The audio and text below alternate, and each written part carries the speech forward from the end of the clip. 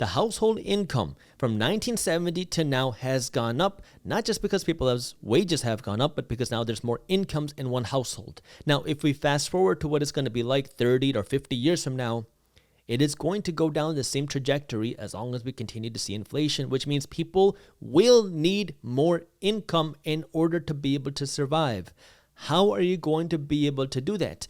You are going to have to work to earn more money. Maybe that means you got to get a second job. Maybe that means you got to work to increase how much money you can make at your current job. Maybe that means you got to get a certificate. Or maybe that means you work to start a side hustle or start your own business. The good thing, the beauty about today is that there are more opportunities than ever to earn more money. So if you feel like you are not making enough money to fund your lifestyle and invest and save some money, you are going to have to earn more money. And this is so important because a lot of people are very hesitant to look at reality objectively. Let me tell you what I mean. If you look at something like the housing market right now, home prices have gone up significantly. And at the same time, mortgage rates have also gone up significantly. That's a double whammy for anybody who wants to buy a home. Because now, over the last few years, not only have home prices skyrocketed, so you have to borrow more dollars to buy a home, but the interest rate you have to pay for that mortgage has also more than doubled in just the last couple of years.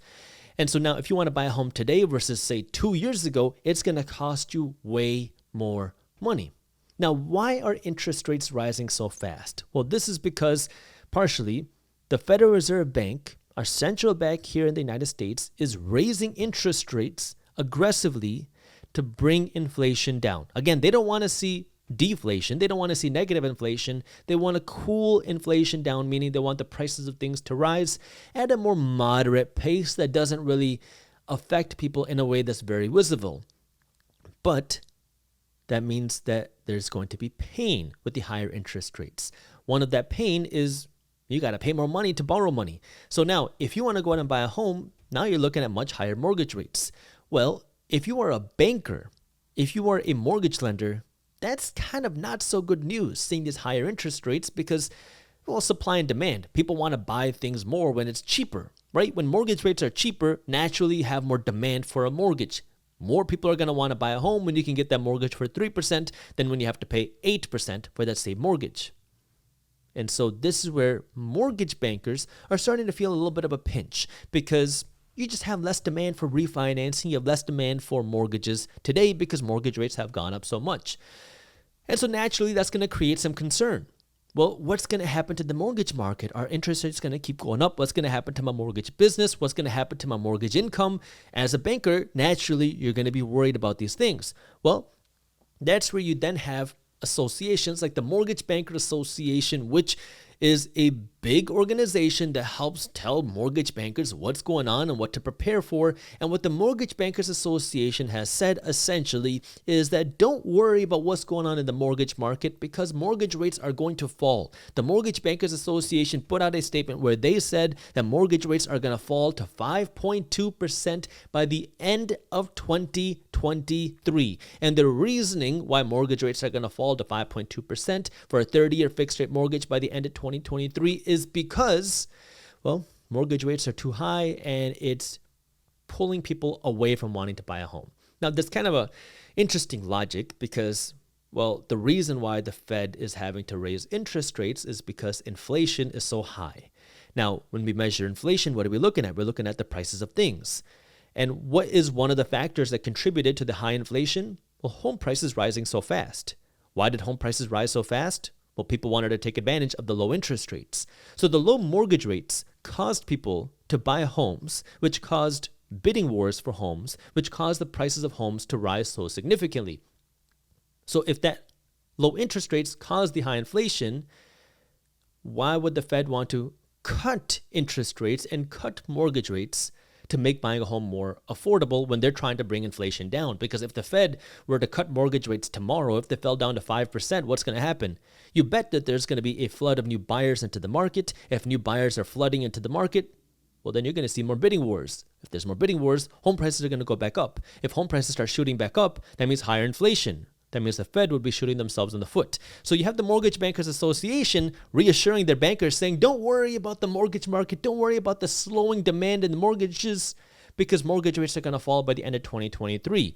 The justification is that mortgage rates are just too high right now and it's pulling people away from the mortgage market. And so if now the Fed doesn't have the ability or doesn't want to bring interest rates down, what is the other potential way that mortgage rates could come back down? Well, this now goes to understanding what is the federal funds rate versus the mortgage rate. See, the Federal Reserve Bank doesn't set the mortgage rate. The Federal Reserve Bank, while they're the central bank of the United States, they set what's called the federal funds rate.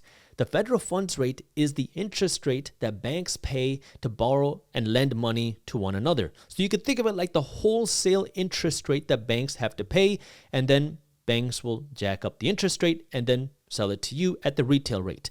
Everybody, every store, every business does the same thing. Walmart will buy watermelons at the wholesale rate, they jack up the price, and then they sell it to you at the retail rate, right? That's their margin. Banks do the same thing. The Federal Reserve Bank sets the federal funds rate. That's the wholesale rate. They jack it up and give it to you at the retail rate.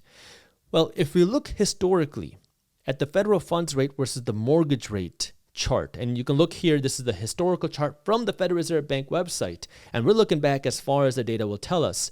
There's only been a few times in our entire recorded history where the mortgage rate has fallen below the federal funds rate.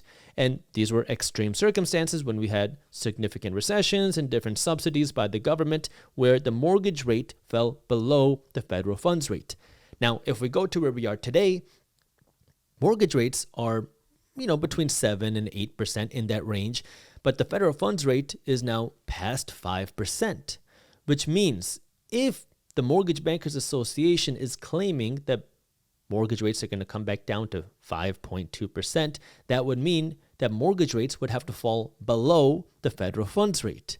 Now, how would mortgage rates fall back below the federal funds rate? That would mean either A, the Fed has to start cutting interest rates, but like we just said, that could be shooting themselves in the foot by making inflation even worse. Not saying that they're not going to do it, but that's the risk that the Federal Reserve Bank would take by cutting interest rates. Or B, we got to go back to one of these rare and extreme circumstances where now mortgage rates fall below the federal funds rate and banks are essentially lending money for less than what they're paying to borrow it from. If you enjoyed this short clip from my longer videos, here's another clip that I think you'll love. And while you're at it, if you're interested in learning more about how to start generating passive income, our team put together an amazing guide on how to start generating passive income for free. All you gotta do is click that button right over there. Thank you for watching, and as always, keep hustling.